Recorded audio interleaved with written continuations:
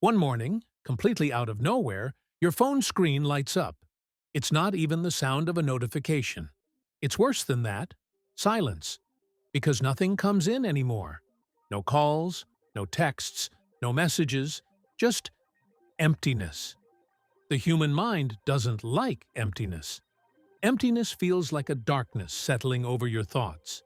And that darkness, most of the time, turns into one single sentence. It's over. That's how the fear of death begins. Not in a cemetery, not in a hospital, not in a coffin. It begins at home. It begins in your car. It begins in the shower. It begins right at the edge of sleep, the moment you finally quiet the tomorrow list in your head. And in that moment, strangely enough, we all turn into the same person. Gilgamesh. Don't hear that name like it's some old fairy tale. Gilgamesh is the hero of one of the earliest great stories ever written down. But he's actually more than a hero. He's the first major psychological portrait of a human being trying to bargain with death. Think about it. Even today, modern people still haven't stopped bargaining with death. Only the set dressing changed. Back then, people made offerings to the gods. Now we have biohacking. Back then, people searched for magical plants. Now we have anti-aging protocols. Back then, there was an elixir of immortality. Now there's longevity routines, supplements, cold plunges, brain optimization. Are these things bad? No, but some of them serve something other than health: the illusion of control. Because the real terror of death isn't pain. The real terror of death is not being in control. When a person runs into that truth, they do one of two things. They either shrink or they act like they're getting bigger. Gilgamesh was the kind of person who acted bigger. He was the king of Uruk, powerful, half god, half human.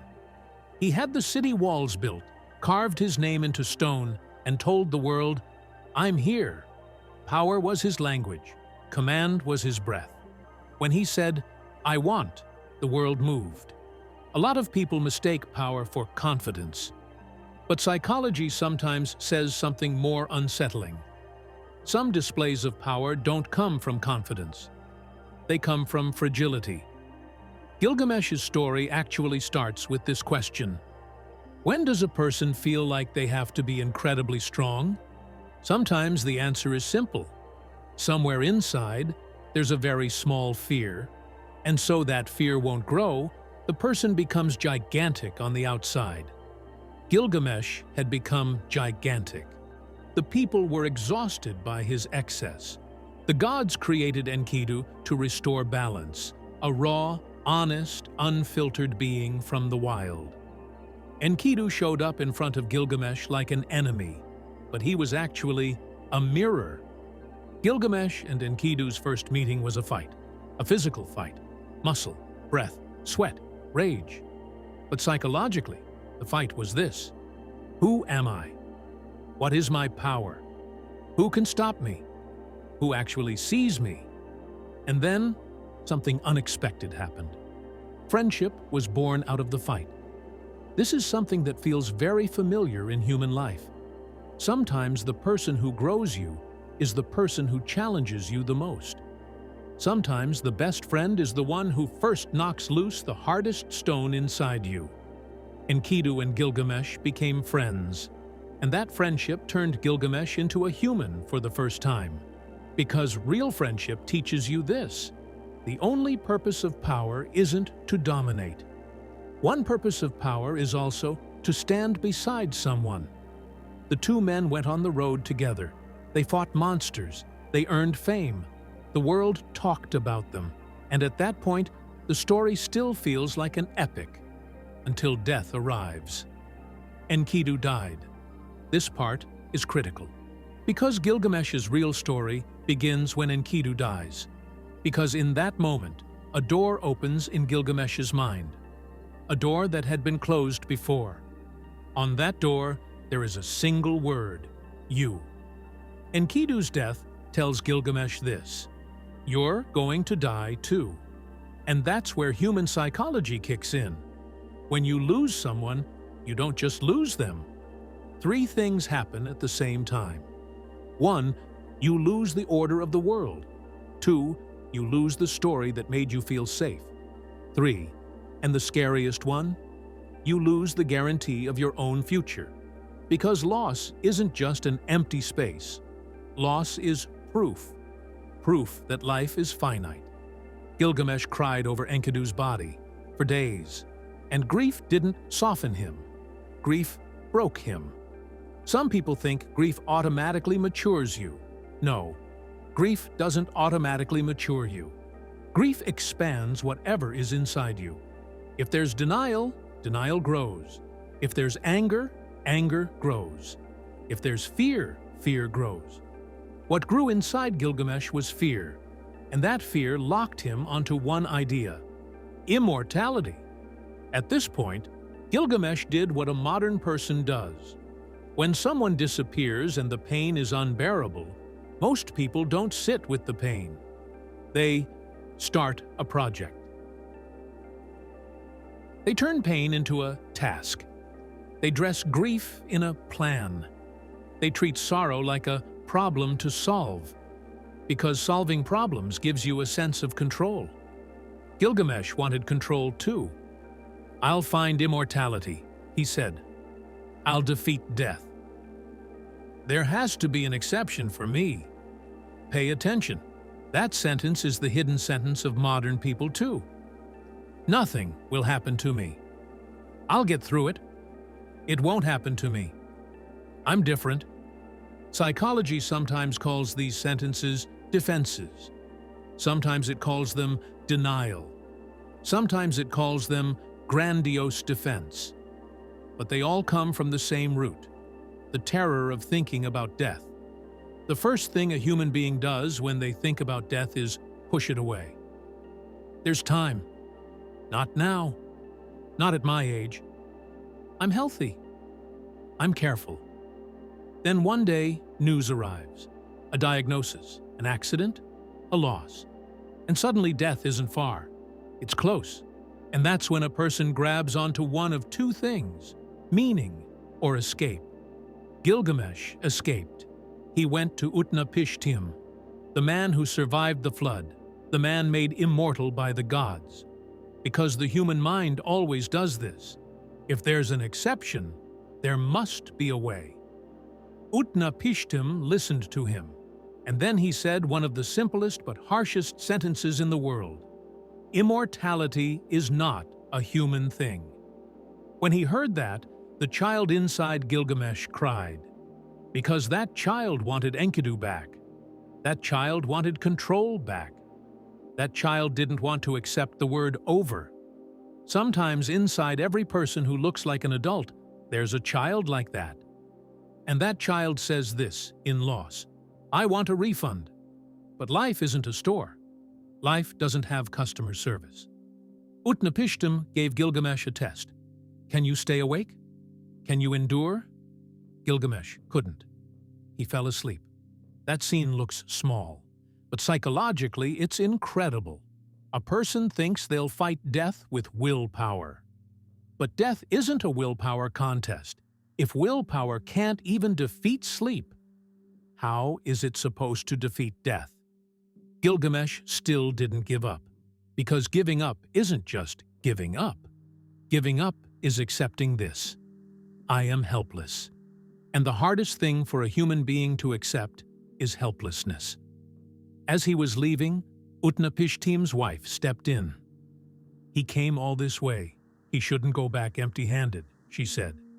And Gilgamesh is given one more hope: a plant at the bottom of the sea. A plant that restores youth, a kind of second chance. Gilgamesh finds that plant. Pause here for a second, because this scene is one of the most familiar scenes in the modern world. Sometimes a person finds something: a new relationship, a new job, a new city, a new routine, a new belief, a new me. And it feels like that thing will solve everything. Okay, you tell yourself, Now I'm healing. Now I'm in control. Now I'm being reborn. And then something happens, and control slips out of your hands again. Gilgamesh took the plant. Somewhere on the road, he went into the water, and a snake stole the plant.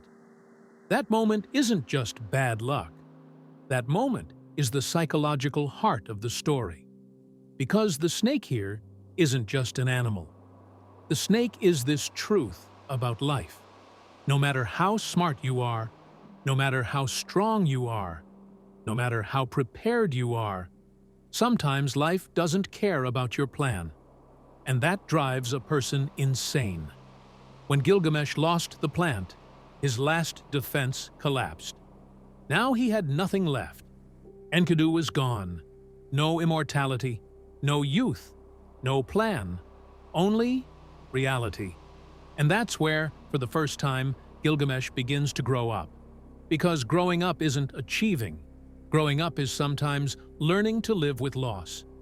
Gilgamesh returns to Uruk, and he looks at the walls. Before, those walls were his ego. I built this. I'm great. I'm permanent. But now, the walls turn into something else. I'm temporary. What I build can last. Not my name, but my imprint. This is a major psychological shift.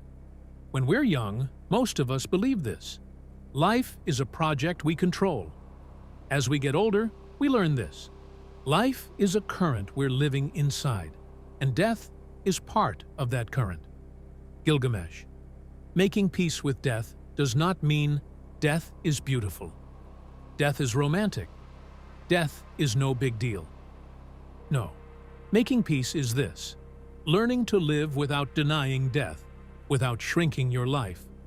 Because the fear of death pushes a person to two extremes. One extreme, freezing. It's all going to end anyway. What's the point? The other extreme, frantic acceleration. I have to do everything now or I'll be too late.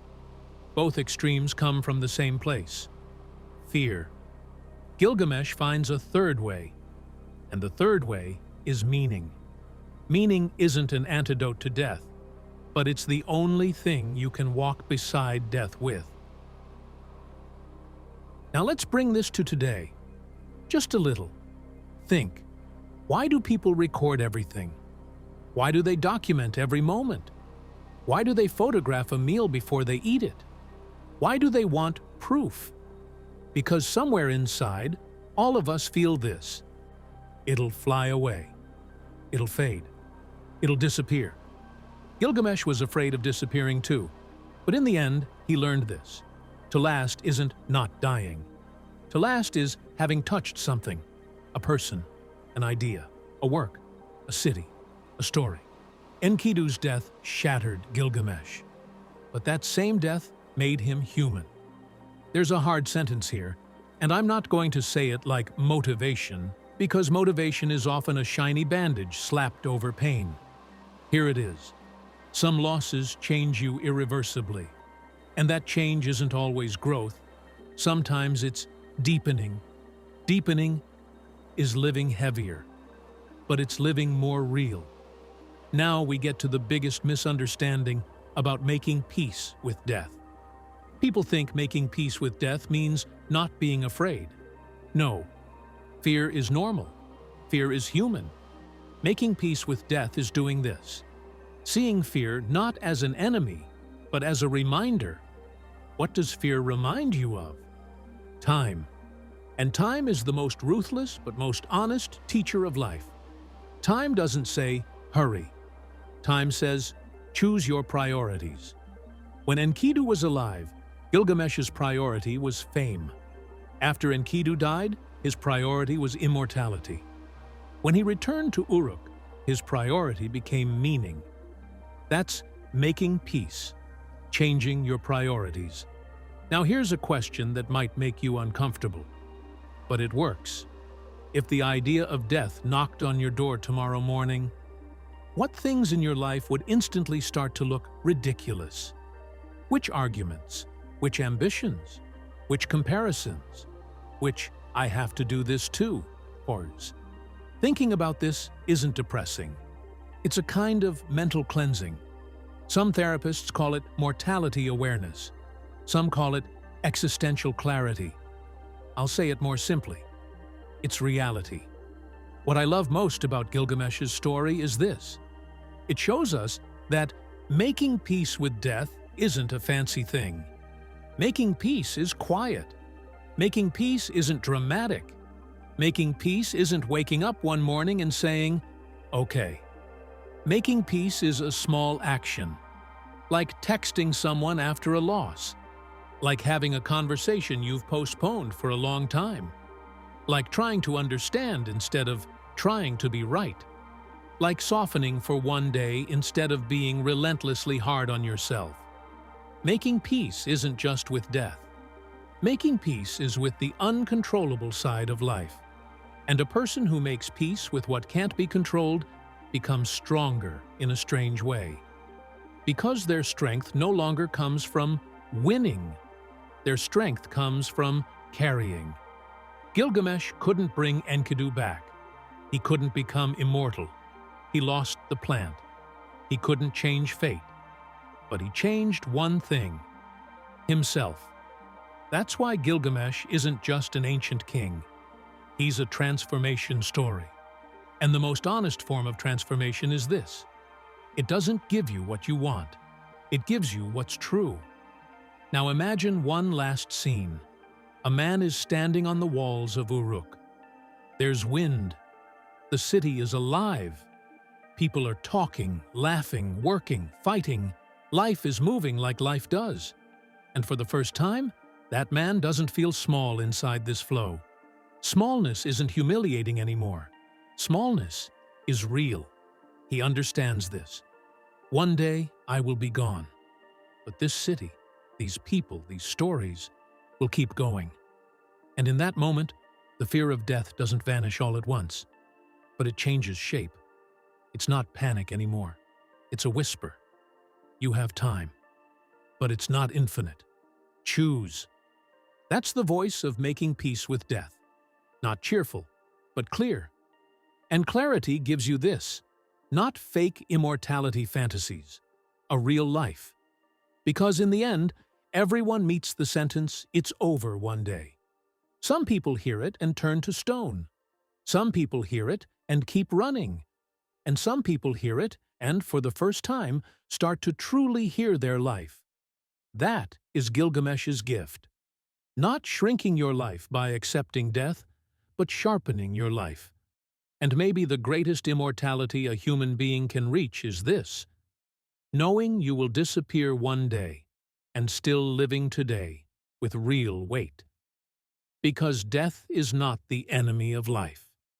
Death is the boundary of life. And a boundary gives shape. And what takes shape becomes meaning.